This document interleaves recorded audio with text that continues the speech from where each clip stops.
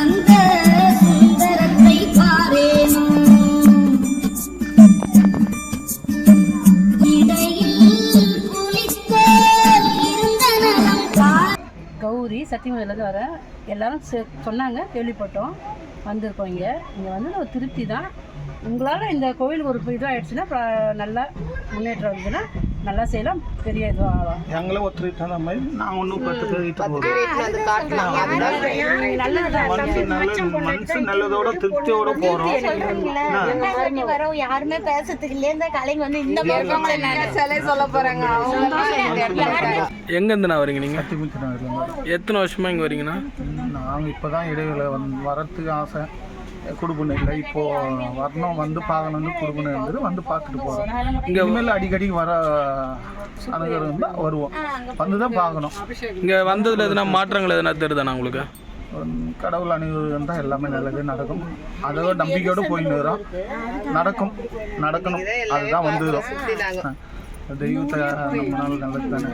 இப்போ மச்சான் பண்ணிட்டு சந்தோஷம், இங்கே வந்து ஒரு திருப்தி. அதே மாதிரி நல்லதே நடந்ததுன்னா அடிக்கடி இவங்க இட்டுன்னு வந்த மாதிரி நான் ஒரு 10 பேர் இட்டுன்னு வருவேன், எல்லோரும் இட்டுன்னு வருவேன். ஒரு நல்லதான் நடக்குன்ட்டு ஒரு நம்பிக்கையோடு வரோம்.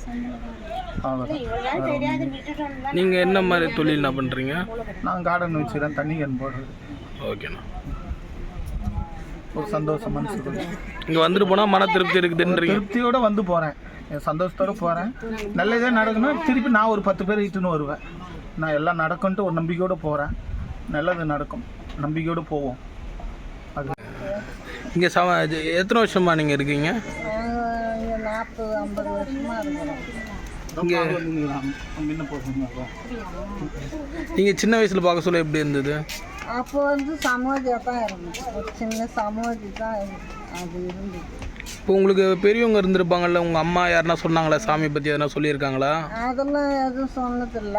அது சின்ன சமாதியாக எடுத்து அப்புறம் ஜனங்க வந்து அது ஒன்றுன்னா அங்கே ஒரு ஐயர் அங்கே இருக்கிறாரு, அவரை வச்சு எல்லாம் வரப்போக கும்பிட எடுத்தாங்க.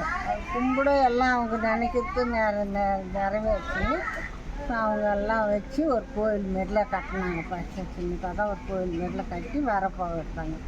அப்புறம் அது பிறப்புலமா இப்போது அந்த பௌர்ணமி, அமாவாசை, பிரசோதம், இது எல்லாத்துக்குமே வந்து ஜனங்க நிறைய வர எடுத்துட்டாங்க. இப்போ நல்லா இதுவாக இருக்கிறண்டா செய்கிறாங்க. இப்போ வருஷம் எல்லாமே நல்லா செய்கிறாங்க. இப்போ நம்ம இங்கே கோயிலுக்கு வரணுன்னா எப்படிம்மா வரணும்? தெரு பேர் திருவட்டூர் அப்பரசாமி கோயில் தெரு 43. இந்த அப்பரசாமி கோயில் தெருவுனால இந்த பக்கம் கொண்டாங்க. இங்கே முதல்ல இருக்கிறது மௌன சுவாமிகள், பின்ன அதுக்கு அடுத்தது இருக்கிற அவர் பேர் என்னதுமா?